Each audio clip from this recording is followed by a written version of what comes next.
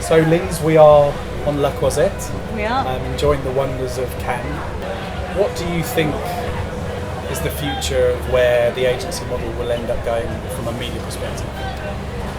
We were talking earlier, and I think what was interesting is when you get the client perspective on media agencies, and I think I'm going to be harsh to clients now. I think clients lag behind in the perception of what a media agency can now offer, because there's nothing I hate more than a client referring to us as media buyers. They're our buying agency. I think media agencies now plan really intensively with a huge amount of qualitative insight, but obviously huge amounts of data that I know you're really fond of. So huge amounts of data that help us plan our campaigns better and track our consumers and our audiences better, execute and optimize. And I think there's so much more that a media agency can do than just planning and buying spots and spaces. So, and I guess that's how you've re-engineered some of what Havas is doing now in the UK. Yeah, I thought the really interesting thing at the Media 360 kind of event where I sat on the panel was understanding what a client, as you said, can kind of construct as media. I asked her how much of her time she spent on media, and she said 5% of her time. So the next question was obviously, what do you spend your other 95% of your time on? And it was marketing with a big M. When you dug a bit deeper, marketing with a big M was all the things that media agencies provide, whether it be understanding customers, whether it be understanding data, thinking about building experiences. And I think we have a bit of a perception problem. Media agencies are seen, as you said, as buyers of media, as brokers of media, as opposed to necessarily consultants who can help with marketing problems that they create solutions to. Yeah, but we're our own worst enemy. So we arrived in Cannes this morning, it's Monday morning, so it's Monday lunchtime now, and the shortlist for the media entries have been announced. 92.5% of the awards, of the shortlisted entries are from creative agencies. Which is shocking, but actually maybe that's our fault. Maybe we're not writing the entries in the right way, we're not creating the video assets in the right way. I don't know what we're not doing properly, but something's not working. I think it's a similar thing with the IP effectiveness awards actually back in the UK, isn't it? How often do you actually really see a media strategy or media craft recognised in the IP effectiveness awards? It's always the creative work that gets picked out. So you're right, we probably need to get better at that. And do you think that media and creative are slowly coming closer back together again? Because there's some interesting stuff happening there. Yeah, so we're here in the Google Sandpit, which actually is about creativity, and actually Google, if I'm being harsh, Google is algorithms. Google is the home of, if we want to talk about programmatic buying, it's the home of getting machines and data and algorithms to work. And actually a lot of marketers' budget, the budget is still 10 million, 1 million, 100 million. The marketing budget is the same, but more and more of that budget goes into Google and Bing and other products like that. So I think we're taking away from the expenditure on more creative media, one might argue. But anyway, going back to your original question, I started out at Y&R when it was a full service agency. Where did you start? I've always been at Havas. Man and boy. It wasn't called Havas then. What was it called then? Well, I started at Mediapolis, City of Media, which I actually think was quite a good name. Then it became MPG, and then more latterly it's become Havas. But I've been a one agency group boy. And who do you work with most closely in terms of a creative agency? Is there an agency you feel like you've got a... So what was EuroRCG, which is now Havas Worldwide, although the group has just acquired Work Club to add to its digital credentials. So it's kind of interesting, isn't it, that all agencies end up focusing in certain areas, whether you're media or you're digital or you're digital creative or classic creative. I think adding the expertise around the core businesses is becoming something that agency groups are really chasing. And increasingly, the Havas agenda is very much how do you bring that all back together? How do you bring creative and media back together in a different way with digital horizontality? Horizontality, as Mr. Sorrell. So Martin Sorrell would like to know. I have to talk about Sorrell in any interview. Anyone that works at WPP has to get Sorrell in. But no, I think I loved working at Y&R because I loved the fact in the media department, as we were, which actually became Media Edge and Mediapolis. Yeah, of course it did. Back in the day. Back in the day. I loved the fact I could, work with the account team and the planners, and then go upstairs to the creative department and just sit down and work out So are we going to get back together? I don't know, because I think the problem is we, in media, we like to feel that we're going to be higher up. So if there were, I remember at Greater London House, there was 4th floor, 5th floor, the 6th floor. I remember that as well. And media was Media definitely was on the down lower. the bottom. It was on the lower floor. I'd like to be upper floor. Well, and arguably that's the biggest challenge, right? We're bringing it all back together, because I think Martin's also said medium and message need to come closer together, and I would agree with that as well. But is it the egos that will actually stop that happening? Yeah, I don't know. I mean, I think we're just a sign of age now, and I see the creative teams. Like when I see 2 young men who are in their early 20s trying to write ads for a female product aimed at housewives or mums. I don't know. I still struggle a bit with that. So I think I just think we need a well-rounded set of people. I do think that media planners do much of the job that account planners used to do in creative agencies because of data. Yeah. No, I think that's probably fair.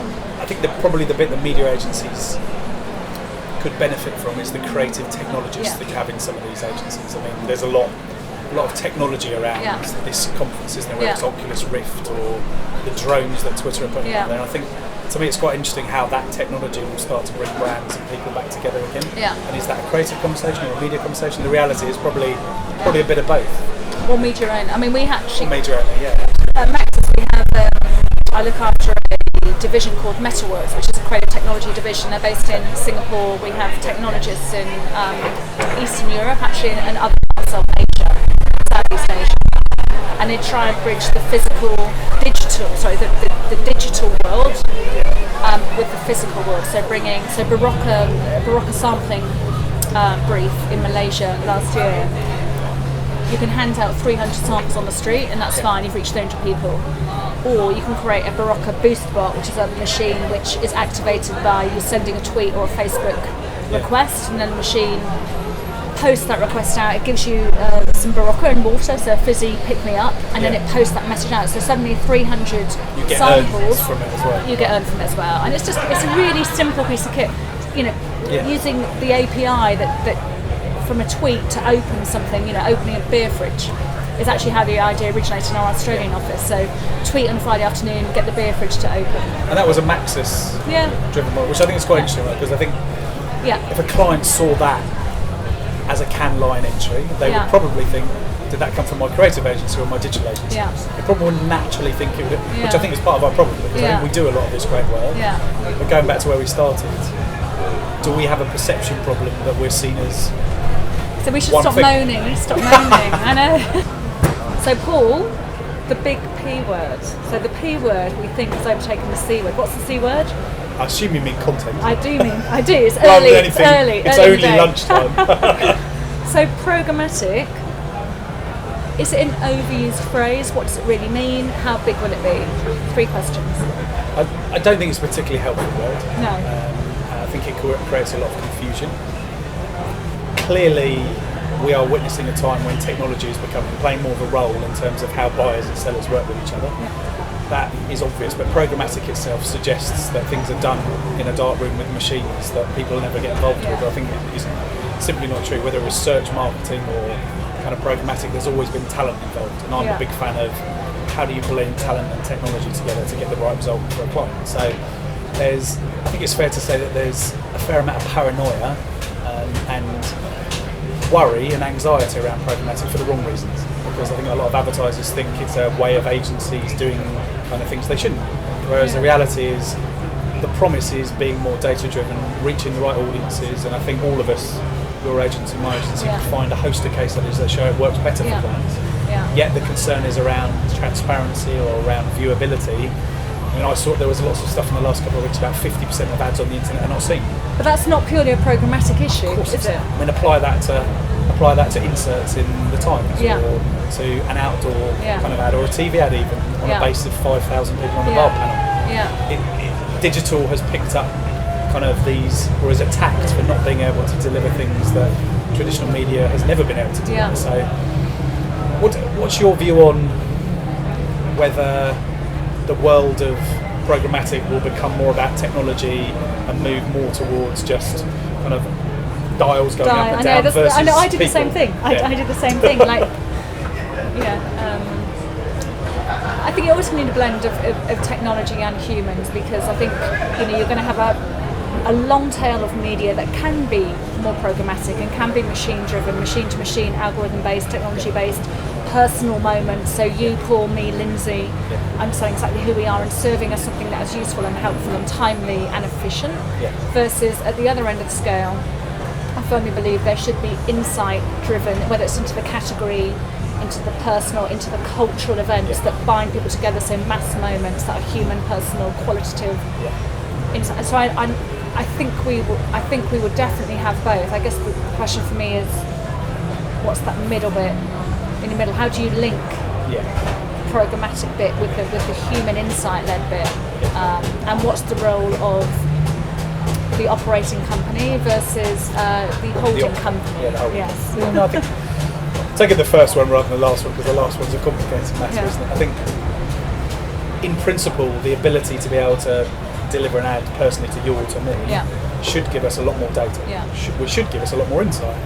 And I remember writing a piece 3 or 4 years ago about trading desks will become planning desks. It hasn't happened, but I think in time it might, because the planning tools that media agencies have are quite weak today, and they're based on a TGI survey, whatever it is, £100 Marks and Spencer's voucher. Still, Touchpoints has moved on a bit, but imagine a world where you've constantly got information surfacing, understanding of different audiences. That becomes an amazing planning tool, not just for media actually.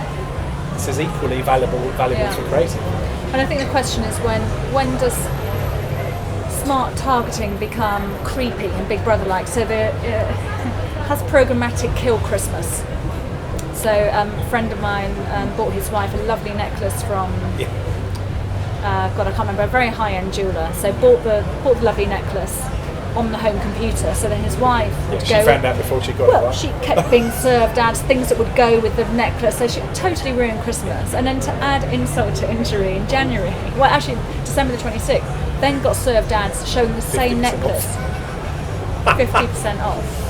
That's not helpful. And that's why talent will always be important, right, isn't it? I mean, because you may have the best technology in the world that helps you to deliver things better and know more about it, but it comes down to, is this the right thing for me to put in front of you, Lindsay, right now? Do I know enough about you to be able to put something in front of you? I've got to buy my husband something for next week. Could you give me an idea? Well, maybe you should ask Google. They've got great algorithms, haven't they? We are in the sandbox. I might canvass opinion. But I mean, my personal opinion is the work that's been done by agencies like RGA in the US shows that you can bring kind of data and magic together. And where you've got great insight, if you've then got great creative people, and they don't necessarily need to be in a creative agency, they might well be in a media agency, but if they're great creative planners, they can then make sure that they apply that data to kind of the way a piece of C-word content is delivered. But part of the problem is we're in a very nascent space, aren't we? You've either got people that are in P or C. There's very few people that love both P and C today. And can we get rid of what about the N-word? Can you guess what the N-word is? The N-word? Native advertising. We're getting everything into that. They are. All the buzzwords. So, is it a posh word, a new word for an advertorial? Would you argue? See, I argue differently actually, because I think that's a bit of a cop-out, that it's just an advertorial. I think personally native is a word that some smart people in the US have devised for new platforms, like we haven't got our phones because they're over there, but our phones. Because that's not a world. But that's not a world where you can put a traditional ad into. It's not a world where you can put a TV ad or an out-of-home ad. It's a world that is very personal. To me, native is about, it's an environment that's challenging to put an ad into, therefore it's got to feel like it's part of the environment. So if I'm on my mobile and I'm checking my text messages, or I'm checking what's going on at work through my email, I don't want an ad intruding into that world.